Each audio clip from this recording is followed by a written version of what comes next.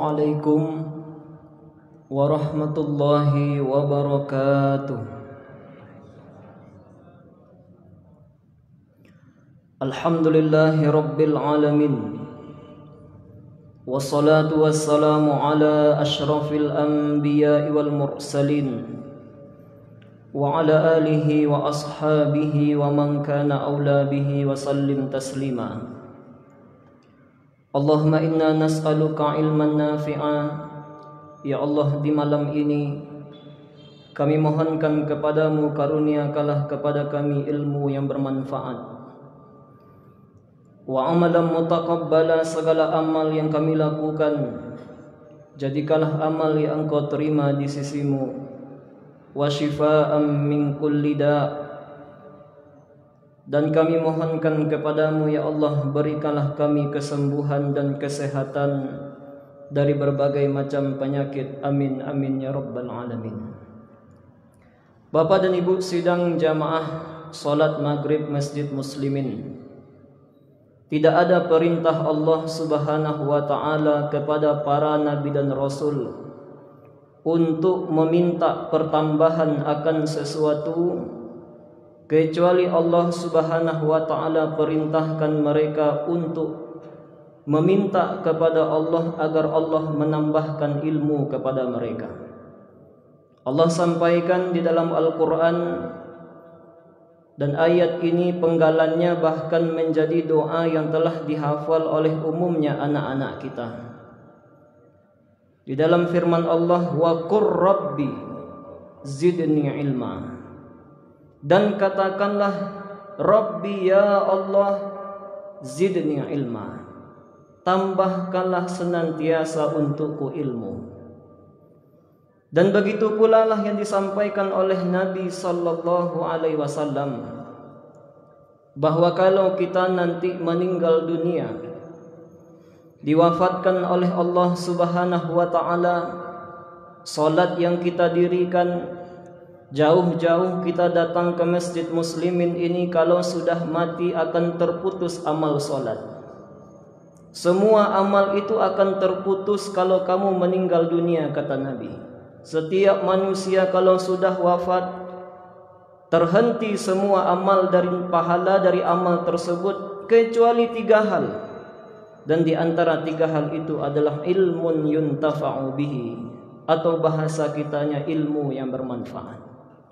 Maka hadirnya kita di dalam kajian-kajian, khususnya kajian-kajian di Masjid Muslimin ini, bahkan setiap malam berganti-ganti ustadz, berlain-lain bahasan, tidak lain dan tidak bukan, mudah-mudahan termasuk di antara langkah kita menjemput ilmu yang bermanfaat, hendaknya amin amin ya rabbal alamin. Dan pada 1 bulan yang lampau, di dalam bahasan kitab Al-Kabair, dosa-dosa besar yang telah dilarang oleh Allah dan Rasulnya, telah kita bahas tentang dosa meninggalkan solat dan bagaimana dampak bagi perilaku siapa saja orang yang meninggalkan solat. Adapun pada malam hari ini kita akan masuk dalam dosa besar berikutnya, di mana dosa besar ini kata para ulama awalnya adalah takut-takut melakukannya. Tidak ada orang yang berani melakukan dosa ini secara terang-terangan, khawatir tahu orang lain. Dan akhirnya kata para ulama adalah penyesalan. Dosa inilah yang telah diprediksi oleh Nabi sallallahu alaihi wasallam menjadi dosa yang akan dihalalkan oleh umat. Di antara umat beliau nanti akan ada suatu kaum dari umatku, kata Nabi sallallahu alaihi wasallam, yang akan menghalalkan dosa. Yang pertama disebut oleh Nabi adalah dosa ini. Maka bahasan kita pada malam ini, Bapak dan Ibu, dosa besar yang dinamakan dengan dosa zina. Maka untuk mengawali bahasan, marilah kita rujuk materi kita pada malam ini langsung kepada kitab Al-Kabair. Disebutkan di sini Al-Kabirah, dosa besar az-zina, zina, wa ba'duhu akbaru ithman min ba'din. Dan kalau seorang melakukan zina, dosa zina itu berbeda satu dengan yang lainnya. Dikutiplah oleh Imam Az-Zahabi di dalam kitab Al-Kabair dalam tema zina, firman Allah Subhanahu wa taala, wala taqrabuz zina, dan janganlah kamu sesekali, kata Allah, mendekati perbuatan zina. Wah, ini Bapak dan Ibu, kalau kita ahli di dalam bahasa Arab, amat luar biasa perintah Allah di sini. Bahwa Allah Subhanahu wa taala tidak mengatakan wala taznu, janganlah kamu berzina, tidak. Tapi Allah sampaikan kepada kita wala taqrabu, jangan mendekat. Jangankan melakukannya, mendekat-dekat saja ke perbuatan yang mengakibatkan zina tidak boleh, kata Allah. Mengapa demikian? Innahu kana fahisha, sesungguhnya perbuatan zina itu adalah dosa besar, wasa'a sabila, dan merupakan jalan yang buruk. Inilah firman Allah Subhanahu wa taala yang termaktub dalam surat Al-Isra ayat 32. Di dalam ayat yang lain Allah sampaikan kepada kita tentang bagaimana bahayanya dosa ini. Kata Allah, walladzina la yad'una ma'allahi ilahan akhar, dan orang-orang yang tidak menyembah kecuali hanya kepada Allah, wala yaqtuluna an-nafsa allati harramallahu illa bil haqq, dan mereka tidak membunuh jiwa kecuali yang telah dibolehkan untuk dibunuh, seperti dalam peristiwa Qisas. Wala yaznun, dan mereka tidak berzina di dalam hidupnya. Wa may yaf'al dzalika yalqa athama, tapi siapa saja yang melakukan itu, kata Allah, mereka telah melakukan dosa yang amat. Bayangkan Bapak dan Ibu, saking besarnya dosa zina ini, Allah Subhanahu wa taala menyandingkannya dengan dua dosa besar yang telah kita bahas sebelumnya. Yang pertama adalah dosa melakukan kesyirikan, kemudian dosa membunuh orang, dan yang ketiga disebut oleh Allah adalah dosa zina.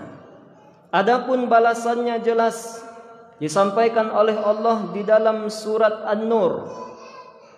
Kata Allah, az-zaniyatu waz-zani, adapun pezina perempuan dan pezina laki-laki, fajlidu kulla wahidin minhuma mi'ata jaldah, maka masing-masing mereka itu mesti dicambuk sebanyak 100 kali. Wala ta'khudhukum bihima ra'fatun fi dinillah, dan ketika kamu menegakkan hukum Allah itu, janganlah kamu berlaku kasih sayang kepada mereka. Ini Bapak dan Ibu, kalau pandai pula kita bahasa Arab, ayat ini pun mengandung makna yang amat luar biasa, di mana Allah Subhanahu wa taala mendahulukan az-zaniyatu waz-zani, perempuan yang berzina dan laki-laki yang berzina. Mengapa didahulukan oleh Allah Subhanahu wa taala perempuan? Karena yang banyak jatuh dalam perzinaan adalah perempuan. Mengapa didahulukan oleh Allah Subhanahu wa taala perempuan di sini? Karena yang paling banyak menanggung beban dari akibat zina adalah perempuan. Nah, di dalam ayat yang lain Allah Subhanahu wa taala juga menyampaikan, az-zani, orang yang berzina itu, la yankihu illa zaniyah, tidak boleh menikah kecuali dengan pezina pula. Au musyrikatan, atau orang musyrik. Wazaniyatu la yankihuha illa zanin au musyrik, begitu pula pezina perempuan tidak boleh menikahinya kecuali yang pezina pula atau orang musyrik. Wa hurrima dzalika 'alal mu'minin, dan yang hal demikian itu haram dilakukan oleh hamba-hamba yang beriman. Inilah ayat-ayat yang menjelaskan kepada kita Bapak dan Ibu bagaimana besarnya dosa berzina. Adapun kalau kita tengok hadis-hadis Nabi sallallahu alaihi wasallam, bertanya seorang sahabat kepada Nabi sallallahu alaihi wasallam, Apa bunyi pertanyaannya? Ayu dzambi a'zam. Nabi, tunjukkanlah kepadaku dosa yang besar, Nabi. Maka Rasulullah sallallahu alaihi wasallam menjawab, ini yang paling atas Bapak dan Ibu. Qala antaj'ala lillahi niddan wa huwa khalaqaka. Kamu menjadikan Allah itu ada tandingannya, padahal Allah telah menciptakanmu. Jadi hal yang pertama, dosa besar kata Nabi adalah berbuat syirik kepada Allah. Summa ayyu. Maka sahabat ini bertanya lagi, lalu apa lagi Nabi? Dosa yang besar itu. Maka Nabi sallallahu alaihi wasallam menjawab, an taqtula waladaka khasyata ayut'ima ma'aka. Orang yang membunuh anaknya takut anaknya itu akan makan bersama dia. Takut dengan rezeki anak, lalu dibunuh anak tersebut. Qala summa ayyu. Kemudian apalagi Nabi? Disampaikan oleh Nabi, antuzaniya halilata jarik. Orang yang berzina dengan tetangganya sendiri. Nah, jadi Bapak dan Ibu, hadis ini juga menjelaskan kepada kita bagaimana besarnya dosa berzina. Kemudian di samping itu pula, akibat berzina ini juga dijelaskan oleh Nabi sallallahu alaihi wasallam. Kata Rasulullah di dalam hadisnya, idza zanal abdu, apabila seorang hamba melakukan perzinaan, kharaja minhul iman, akan keluar iman dari dirinya. Fakana alaihi kazullati, padahal iman itu bagi seseorang seperti awan. Jadi Bapak dan Ibu, iman itu diibaratkan oleh Nabi seperti awan yang menaungi kita. Kalau ada orang berzina kata Nabi, maka awan itu akan hilang, tidak ada lagi naungan dia. Raja'a fa idzan qala'a minha, tapi kalau dia sudah bertaubat dari perbuatan zina, raja'a ilaihil iman, maka iman itu akan kembali kepadanya. Di dalam hadis yang lain Nabi juga menyampaikan, man zana, siapa yang berzina kata Nabi, au syaribal khamra, ini hadis yang paling atas Bapak Ibu, au syaribal khamra, atau dia meminum khamar, naza'allahu minhul imana, maka Allah akan mencabut keimanan dari dirinya. Kama yakhlu'ul insanul qamisa min ra'sihi, sebagaimana seseorang membuka pakaian dari kepalanya. Bapak Ibu, kita pernah memakai baju kaos. Dan seringkali kalau kita pakai baju kaos, kita buka dari arah bawah, nanti kepala yang paling terakhir. Maka kira-kira begitulah keimanan akan dicabut oleh Allah bagi siapa saja yang melakukan perzinaan dan juga meminum khamar. Di antara akibat berzina juga disampaikan oleh Nabi sallallahu alaihi wasallam, kata Rasulullah kepada kita, salasatun, ada 3 jenis orang nanti di akhirat. La yukallimuhumullahu yaumal qiyamah. 3 orang ini, 3 jenis ini, tipe ini tidak akan dipedulikan oleh Allah nanti di akhirat. Wala yuzakkihim, dan Allah tidak akan memaafkannya, tidak akan membersihkannya. Wala yanzuru ilaihim, dan Allah tidak akan melihatnya. Nah, tapi ini Bapak dan Ibu, di antara makna Allah tidak melihat itu, maksudnya adalah Allah tidak memandang mereka dengan pandangan kasih sayang. Karena tidak bisa kita samakan pandangan kita dengan pandangan Allah. Kalau Allah Subhanahu wa taala memandang, terlihat semuanya, tidak ada yang terluput dalam pandangan Allah. Tapi kalau kita manusia memandang di sini, tidak tahu kita yang ada di belakang. Maka maksud di sini adalah Allah tidak memandang mereka dengan pandangan kasih sayang. Walahum adzabun alim, dan mereka itu akan mendapatkan azab yang pedih di akhirat nanti. Siapa saja yang 3 ini Nabi? Pertama, syaikhun zanin, orang yang sudah tua lalu berzina. Wa malikun kadzab, para pemimpin yang berdusta, wa'ailun mustakbirun, orang miskin yang sombong. Nah, ini koyo mortigo, koyo agak aneh Bapak Ibu. Nya miskin tapi sombong. Karena memang ada begini, sebagaimana disampaikan oleh Imam An-Nawawi kepada kita, ada 4 hal yang buruk di dunia ini, tapi ada yang lebih buruk pula daripada itu. Di antara disebutkan adalah yang buruk itu kalau pemuda berzina. Tapi lebih buruk lagi tua-tua tapi berzina. Ini disampaikan oleh Imam An-Nawawi. Jadi inilah Bapak dan Ibu bahasan kita pada malam hari ini, membahas tentang dosa yang terkait dengan zina. Di bahasan kita insya Allah adalah mengutip firman Allah Subhanahu wa taala dalam surat Al-Isra tadi, wala taqrabuz zina innahu kana fahisyatan wa sa'a sabila. Jangan sesekali mendekati zina, kata Allah. Nah, Bapak dan Ibu, perihal yang harus kita ketahui adalah apa yang terjadi sebetulnya di kampung kita. Mengapa pembahasan ini penting? Rasul-rasulnya Ustaz, kok pembahasannya kok untuk orang kok Ustaz, kok insya Allah yang awak insya Allah aman Ustaz. Bapak dan Ibu, kita harus perhatikan bahwa alhamdulillah kita mungkin sudah hadir dalam kajian. Alhamdulillah kita sudah kalau mendengarkan azan cepat datang ke masjid. Kita dengar pula alhamdulillah di Payakumbuh ini ustaz-ustaz banyak, kajian-kajian banyak, rumah-rumah sekolah Islam banyak.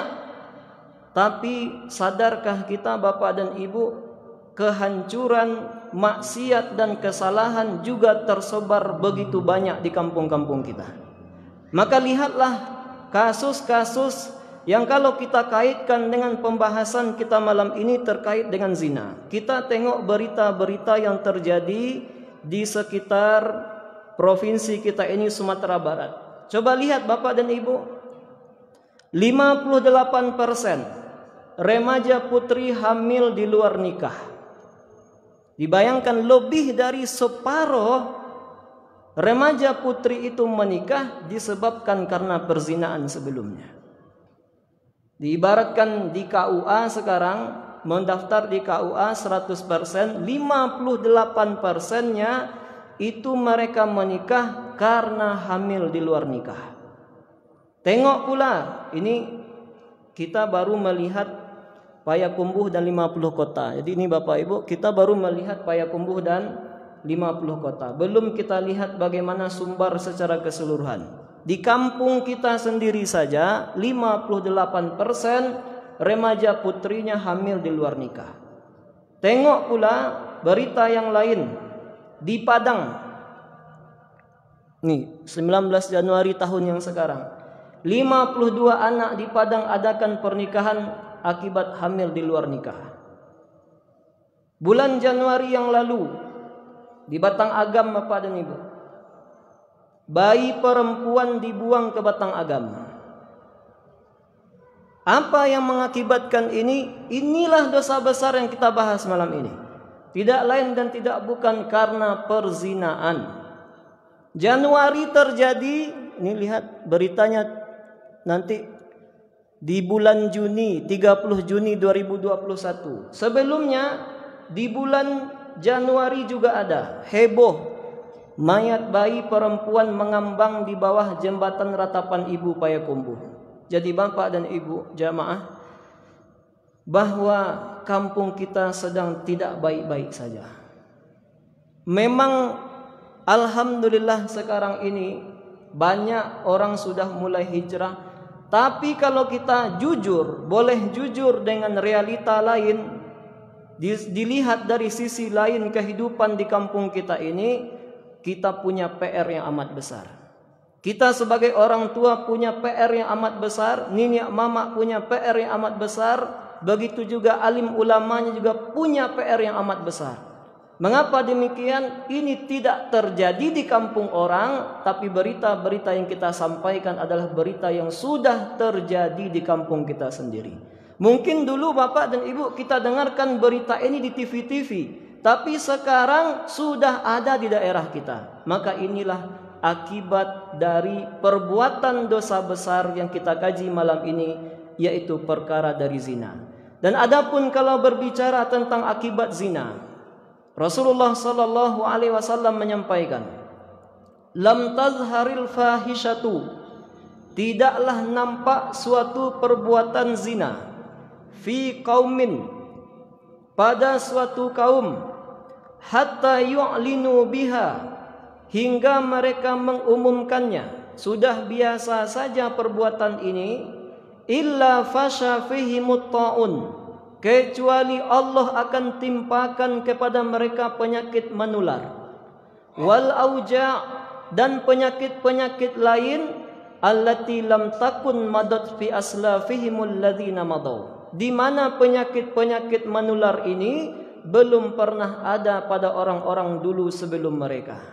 Nah, kita tidak mau kait-kaitkan Bapak dan Ibu, tapi kalau ini situasi dan kondisi zaman sekarang ini, di mana terjadi wabah seperti corona, bahkan belum ada penyakit seperti ini sebelum umat-umat kita, sepertinya ada mengarah hadis Nabi sallallahu alaihi wasallam.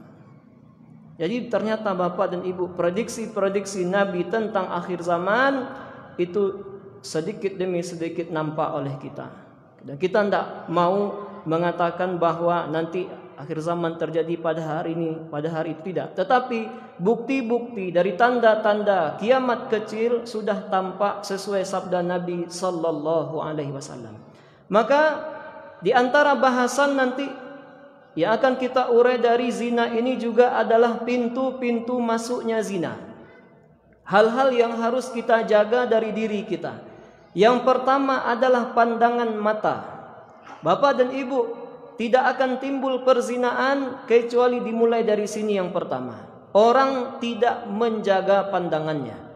Padahal dalam kasus menjaga pandangan mata ini, Nabi sallallahu alaihi wasallam bersabda, kata Rasulullah kepada kita, la tutsbi'un nazratan nazrah, la tutsbi'in nazratan nazrah, janganlah kamu ikuti pandangan pertama itu dengan pandangan berikutnya.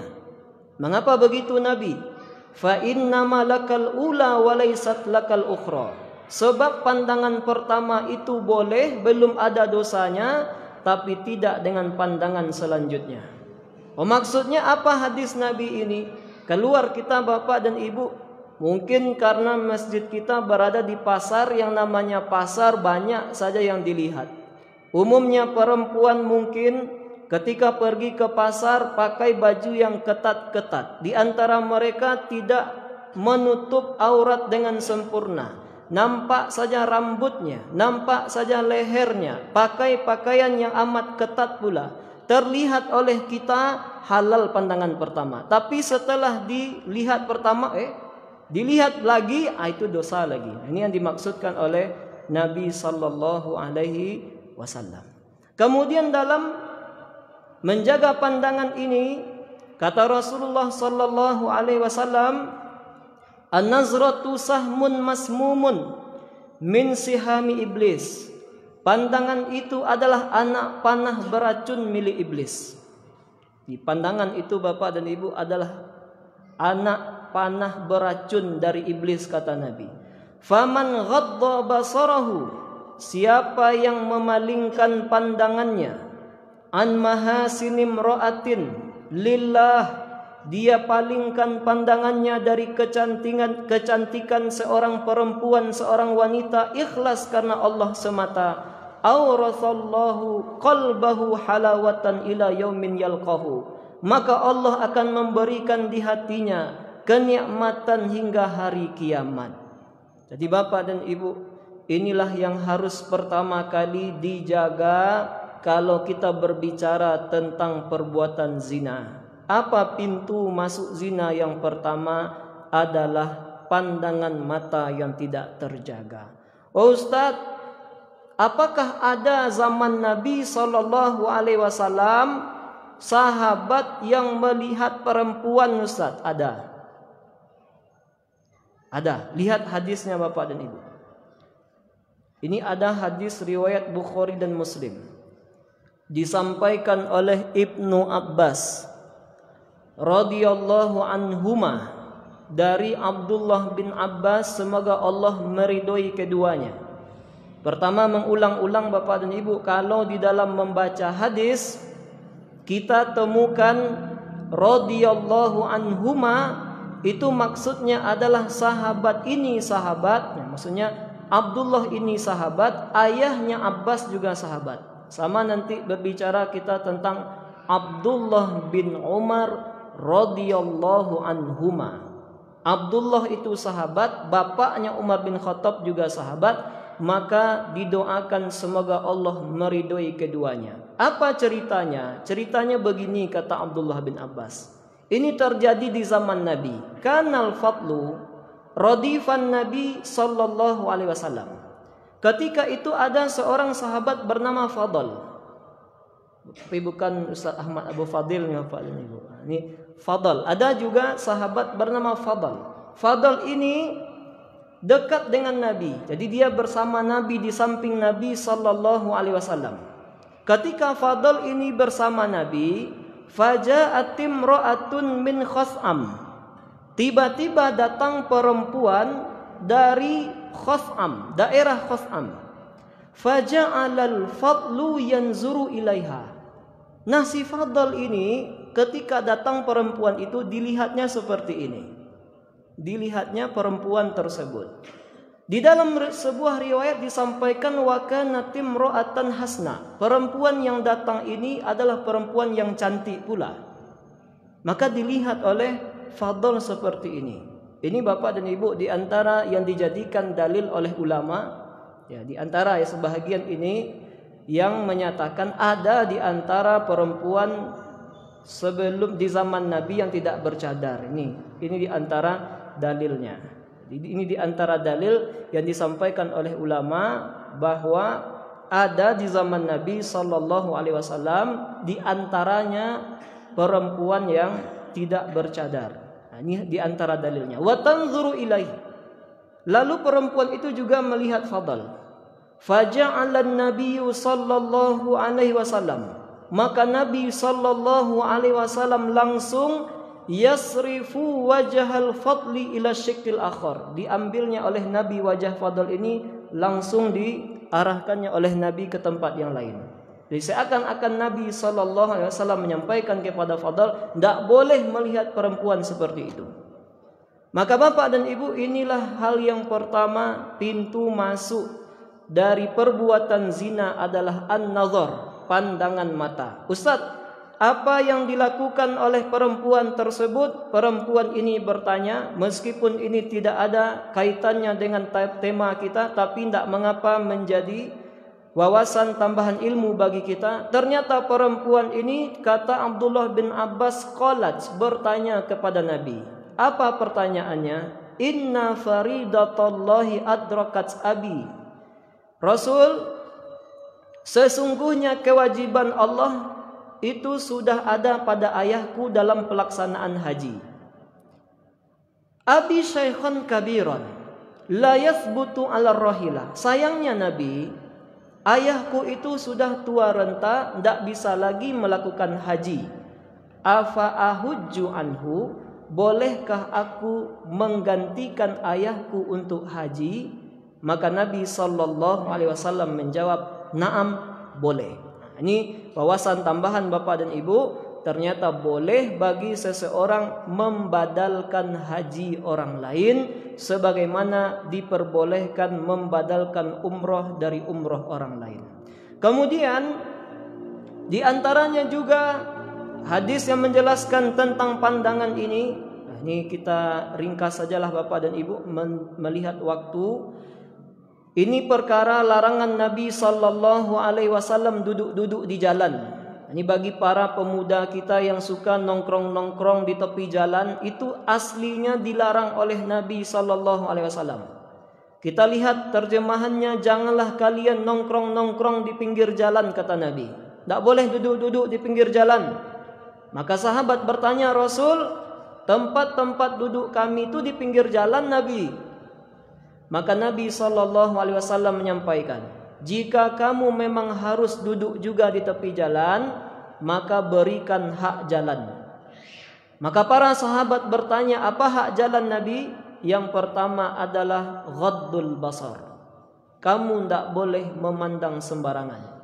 Yang kamu harus lakukan adalah menjaga pandangan, wa kaful adza, menyingkirkan gangguan, wa raddus salam, dan menjawab salam. Kalau tidak bisa lakukan tiga ini, kata Nabi, tidak usah nongkrong di tepi-tepi jalan. Nah, kedua Bapak dan Ibu, pintu berikutnya adalah pendengaran. Jadi pintu masuk perzinaan setelah mata adalah telinga. Makanya di dalam hadis Nabi SAW menyampaikan, kutiba ala ibni Adam nasibuhu minazina. Sesungguhnya Allah telah menetapkan atas diri manusia itu bagian dari zina. Bagaimana maksudnya Nabi? Fal ainani zinahuman nazar. Mata itu berzina, kata Nabi, dan zinanya adalah pandangan kepada yang diharamkan oleh Allah. Wal udhunani zinahumal istima. Begitu pula telinga itu berzina, kata Nabi. Adapun zina telinga adalah engkau mendengar yang diharamkan oleh Allah. Wal lisanu zinahul kalam. Sedangkan lisan itu zinanya adalah berucap dengan sesuatu yang diharamkan oleh Allah. Wal yadu zinahal batshu. Dan tangan itu juga berzina, kata Nabi, dan zinanya tangan adalah memegang yang diharamkan oleh Allah. War rijlu zinahumal khuta. Begitu pula kaki itu juga berzina, kata Nabi, dan zinanya kaki adalah engkau ayunkan langkah ke tempat yang diharamkan oleh Allah Ta'ala. Kemudian wal qalbu yahu wa yatamanna. Hati itu pun berkeinginan dan berangan-angan, itulah letak zina hati. Wa yusaddiqu dzalikal farju wa yukadzibuhu. Sedangkan kemaluan membenarkan yang demikian itu atau mendustakannya. Jadi pintu zina yang kedua Bapak dan Ibu adalah lewat jalur telinga. Oleh karenanya ada perintah Allah Subhanahu wa taala di dalam Al-Qur'an bagi ibu-ibu. Dengarkan ini ibu-ibu, dalam surat Al-Ahzab ayat 32. Allah Subhanahu wa taala menyampaikan, fala takhda'na bil qawli. Wahai perempuan-perempuan, janganlah kamu melembah lembutkan suaramu dalam berbicara. Fayatma'alladzi fi qalbihi marad wa qulna qawlan ma'rufa. Mengapa demikian ya Allah? Tidak boleh berlemah lembut, tidak boleh mendayu-dayu. Kalau dalam berbicara, nanti bangkit nafsu orang yang ada penyakit dalam hatinya. Jadi ibu-ibu harus tegas berbicara dengan orang, terutama yang laki-laki, dalam keadaan tidak berkhalwat harus tegas. Yo, ndak ada iya dan ada cerita apa. Tidak boleh mendayu-dayu. Ini adalah perintah Allah di dalam Al-Quran. Mungkin kita azan terlebih dahulu Bapak dan Ibu.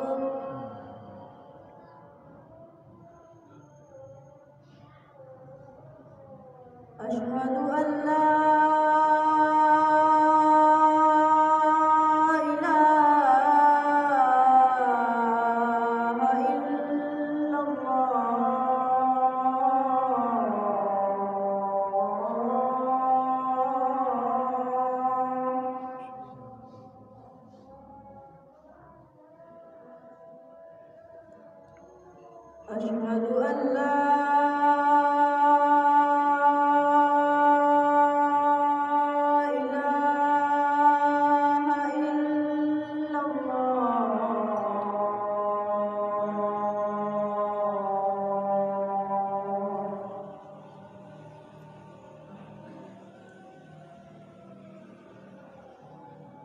Asyhadu anna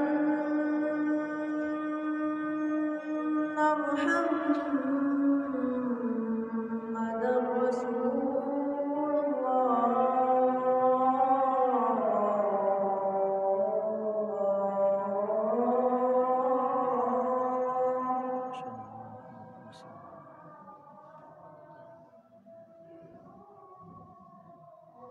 Asyhadu anna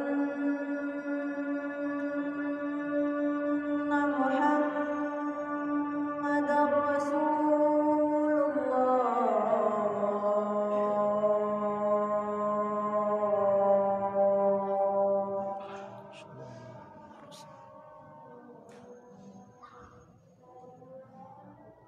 Hayya 'alas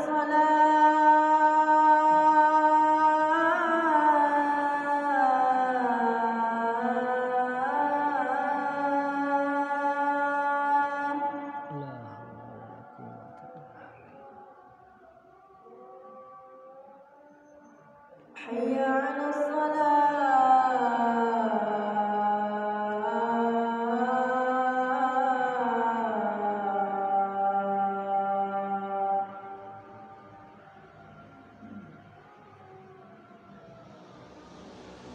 Hayya 'alal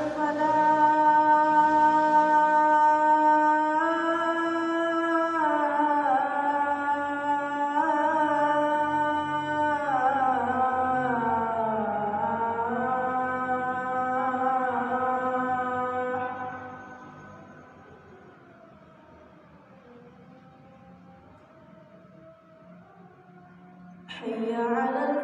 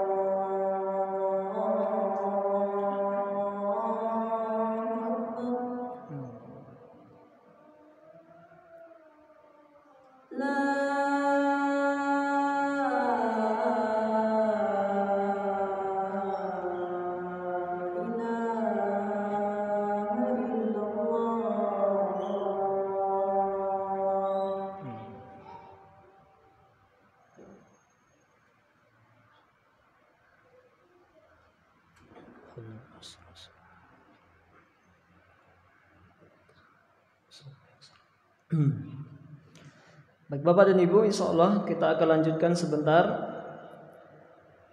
Jadi ketika kita mengetahui bahwa mata bisa berzina, kemudian telinga bisa berzina, kemudian hati bisa berzina, lisan bisa berzina, adakah doa yang diajarkan oleh Nabi sallallahu alaihi wasallam tentang perkara ini sehingga Allah Subhanahu wa taala menjaga setiap anggota tubuh itu? Ternyata ada hadis Nabi sallallahu alaihi wasallam.